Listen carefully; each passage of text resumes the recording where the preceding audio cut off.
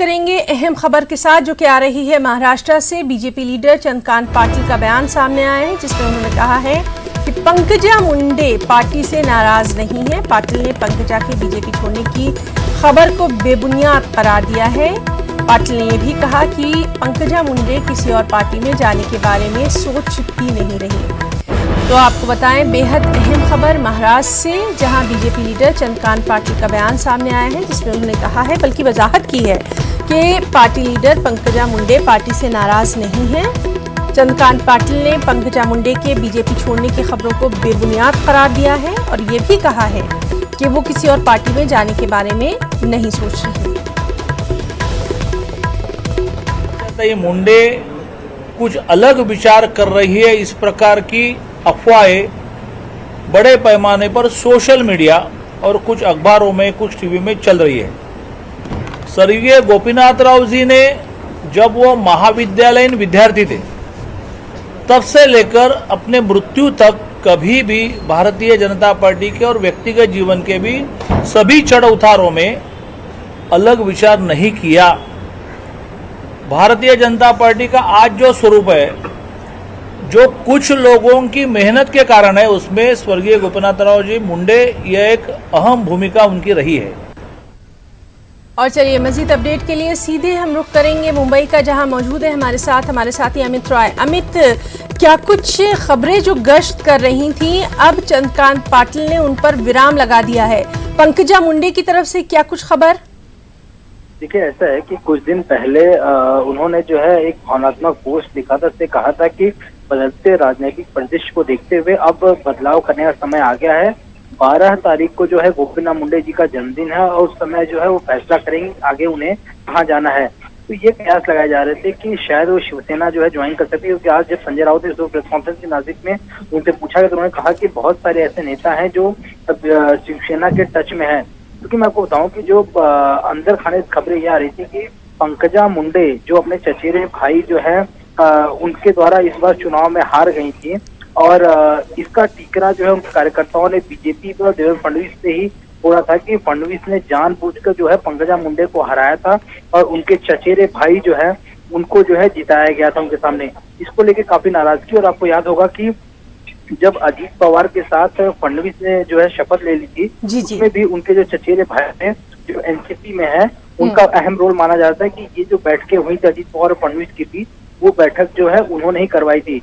इसको लेकर नाराजगी, हालांकि बीजेपी साफ तौर से कह रही कि ये सारी खबरें जो है गलत हैं और पंकजा मुंडे कहीं नहीं जाने वाले, क्योंकि उनके पिता ने पार्टी को खड़ा किया है और उनके जाने के बाद पूरा सहयोग जो है पंकजा मुंडे ने पार्टी को दिया है। लेकिन अब देखना ये होगा कि 12 तारीख को जो है क्या फैसला लेती हैं पंकजा मुंडे। क्या इन सारी अटकलों में पूर्ण विराम लग गया है या जो खबरें आ रही हैं वो सच साबित होती हैं? जी अमित, बहुत बहुत शुक्रिया आपका इस तमाम तर जानकारी के लिए।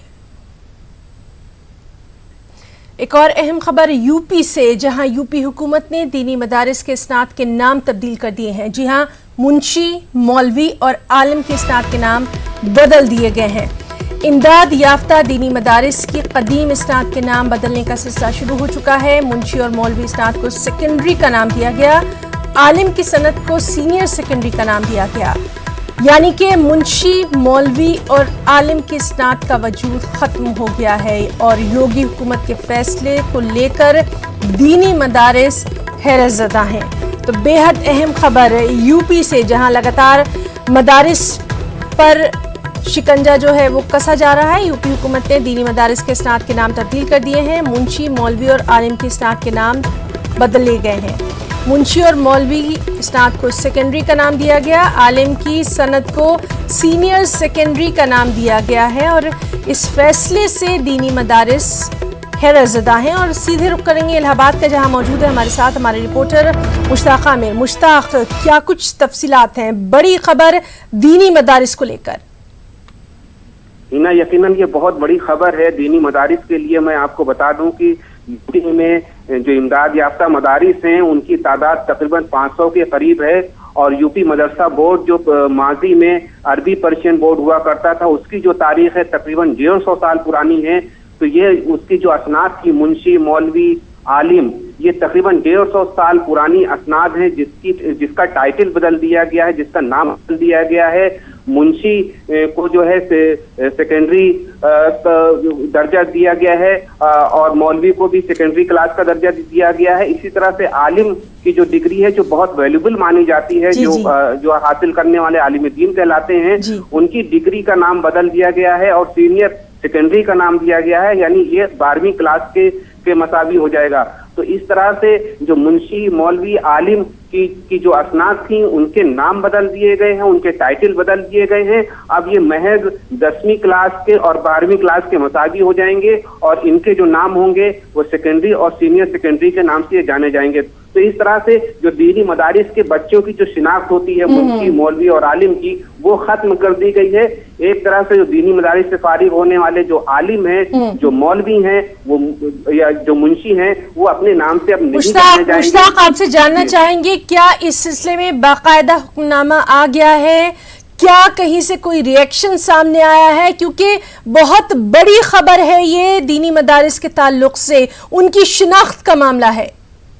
ना जितनी बड़ी खबर है उतनी बड़ी हैरत की बात ये है कि ये सिर्फ अभी सरकारी सतह पर जबानी तौर पर कहा गया है। वो अफसरान जो मदरसा बोर्ड से मुंसलिक हैं, जो अक़लियती उमूर से वाबिस्ता हैं या अक़लियती फहबूद महकमे से उनका ताल्लुक है, वो अफसरान जबानी तौर पर दीनी मदारिस को बता रहे हैं, मीटिंग करके बता रहे हैं कि ये डिग्रियों के नाम बदल दिए गए, असनाद के नाम बदल दिए गए हैं। लेकिन इस तरह का कोई नोटिफिकेशन अभी तक मंजर आम पर नहीं आया है। ये खबरें अखबारों तक में छप गई हैं, लेकिन उसका जो सोर्स है वो सरकारी सोर्स बताया गया है। तो अभी तक बाज़ाब्ता तौर पर इस तरह का कोई नोटिफिकेशन हुआ हो, कोई सरकारी सर्कुलेशन जारी हुआ हो, सर्कुलर जारी हुआ हो, ये अभी नहीं आया है। लेकिन यह है कि सरकारी अफसरान ने वो कैमरे के सामने उन्होंने एक्सेप्ट किया है कि मुंशी, मौलवी और आलिम की डिग्रियों के नाम तब्दील कर दिए गए हैं। अब सेकेंडरी और सीनियर सेकेंडरी के नाम जी। तो बहरहाल इस अहम खबर पर लगातार हमारी भी नजर बनी रहेगी। बहुत बहुत शुक्रिया मुश्ताक तमाम तर तफसीली जानकारी के लिए।